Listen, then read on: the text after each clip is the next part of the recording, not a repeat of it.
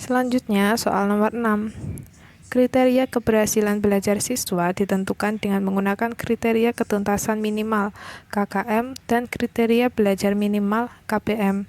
KKM atau KBM adalah rata-rata setiap unsur dari kriteria yang ditentukan. Untuk menentukan KKM diperlukan faktor-faktor A. Kompleksitas indikator, daya dukung, dan kemampuan guru. B. Kompleksitas indikator, daya dukung, dan indeks siswa. C. Kemampuan guru, sarana prasarana, dan indeks siswa. D. Daya dukung, tingkat kesulitan, dan kemampuan guru. E. Kemampuan guru, tingkat kesulitan, kompetensi dasar, dan indeks siswa.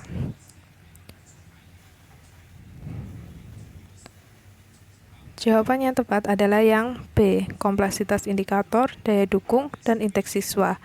Karena kemampuan guru itu bukan merupakan kriteria dalam penyusunan KKM atau KBM. Kemampuan guru ada pada setiap option A, C, D, dan E, sehingga option tersebut jawabannya salah.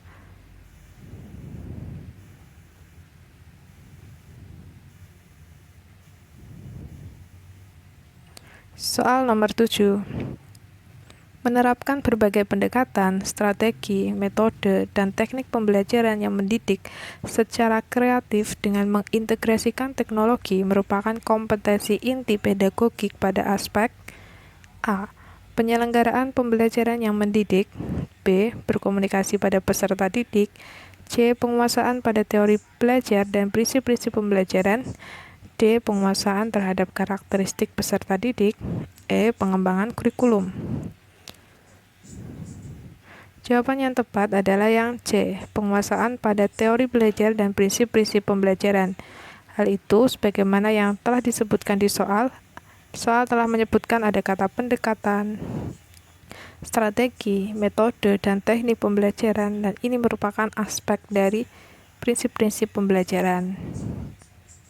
Dan teori belajar. Teori belajar ini misalnya dapat dipakai untuk menyusun metode, strategi, atau teknik pembelajaran. Selanjutnya, soal nomor 8. Di dalam proses pembelajaran, para siswa dihadapkan dengan situasi di mana ia bebas untuk mengumpulkan data, membuat dugaan atau hipotesis, mencoba-coba trial and error, mencari dan menemukan keteraturan atau pola, menggeneralisasi atau menyusun rumus berdasarkan beserta bentuk umum, membuktikan benar tidaknya dugaan itu. Hal ini merupakan penerapan teori belajar A. Behaviorisme, B. Sibernetik, C. Humanistik, D. Konstruktivisme, E. Kognitif. Jawaban yang tepat adalah yang D. Konstruktivisme. Pembahasannya, teori behaviorisme itu merupakan suatu teori pembelajaran yang menitik beratkan adanya perubahan tingkah laku hasil dari pengalaman. Biasanya ini terjadi karena adanya stimulus dan respon, adanya hubungan di antara keduanya, sehingga dapat menghasilkan perubahan tingkah laku. Kemudian teori sibernetik, dari kata cyber. Teori ini merupakan teori yang paling baru dibandingkan dengan teori-teori yang lain, dan dikembangkan sejalan dengan perkembangan TIK, di mana belajar diibaratkan seperti pengolahan informasi. Informasi akan dipelajari oleh siswa dengan satu macam proses belajar yang mungkin akan dipelajari oleh siswa lain dengan proses belajar yang berbeda. Selanjutnya, teori humanistik itu merupakan proses belajar dianggap berhasil jika belajar memahami lingkungan dan dirinya sendiri. Kemudian teori kognitif lebih mementingkan proses belajar dibandingkan hasil belajar. Belajar tidak sekedar melibatkan hubungan antara stimulus dan respon, namun tingkah laku seseorang ditentukan oleh persepsi serta pemahamannya tentang situasi yang berkaitan dengan tujuan belajarnya. Sehingga di soal terdapat kata kunci mengumpulkan data, membuat dugaan, mencoba-coba, mencari, dan menemukan keteraturan, menggeneralisasikan, membuktikan benar tidaknya dugaan itu. Ini menunjukkan siswa tersebut ingin membangun pengetahuannya sendiri. Nah, membangun pengetahuannya sendiri itu merupakan teori belajar konstruktivisme, di mana dalam teori konstruktivisme itu terdapat serangkaian kegiatan pembelajaran yang telah disebutkan di soal.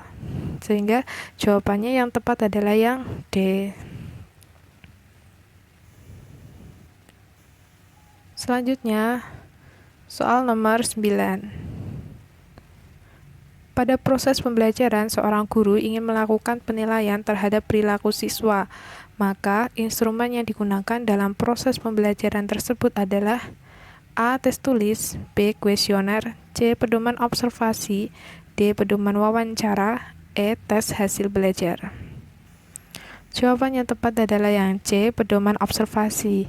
Option yang A, tes tulis, itu bukan merupakan jawaban yang tepat karena tes tulis tidak dapat digunakan untuk mengukur perilaku siswa.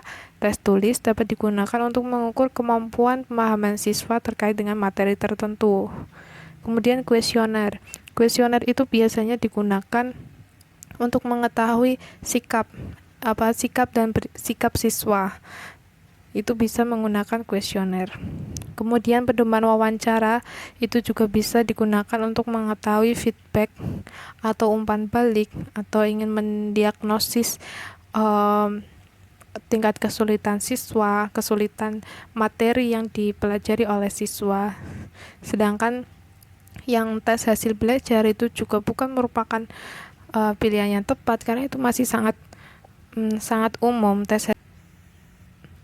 Selanjutnya soal nomor 10. Setiap materi pembelajaran memiliki tingkat kesukaran yang bervariasi. Untuk memudahkan siswa memahami materi yang memiliki tingkat kesukaran tinggi, guru sering memanfaatkan media pembelajaran, misalnya media gambar atau tayangan video yang berisi sistem peredaran darah.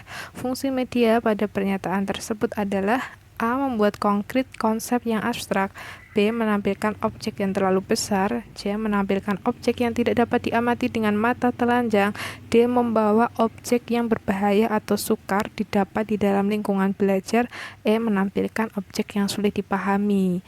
Jawaban yang tepat yang A. Membuat konkret konsep yang abstrak karena ada video. Jadi kalau ada video otomatis ada gambaran proses peredaran darah, misalnya ada visual yang diperlihatkan ketika proses pembelajaran sehingga siswanya itu lebih mengerti, lebih bisa memahami konsepnya dibandingkan hanya sekedar membaca teorinya. Seperti itu ya teman-teman. Oke, terima kasih teman-teman. Cukup sekian dulu untuk kalian mengklik tombol subscribe dan menunggu video-video terbaru dari Sarkomer lainnya. Sampai jumpa.